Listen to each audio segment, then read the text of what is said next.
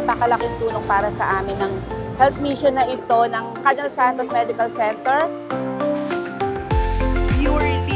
Purely kabaitan nila ang dahilan kung bakit ang dami po nating mga services ngayong araw na libre po. Biruin ninyo ang mismong presidente na si Mr. Raul Pagtanganan ay nandito po ngayong umaga. Nung kami ay nagkakilala at pinatit niya na magkaroon ng tie-up ang aming hospital, Marikina, lalo pa rin niya akong pinapigit. Mag-start tayo ng isang bagong panagturong papunta sa produksyon. Sa inyong lahat,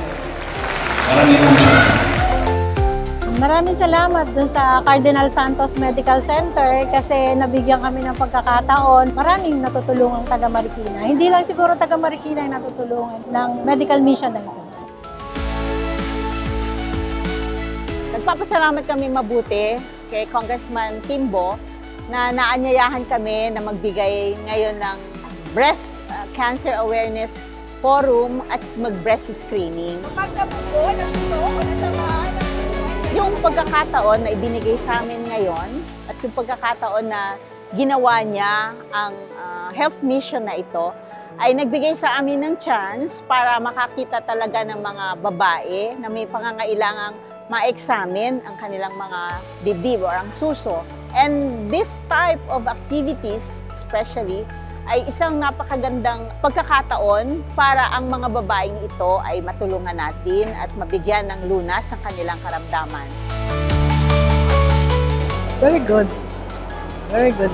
I'm learning something.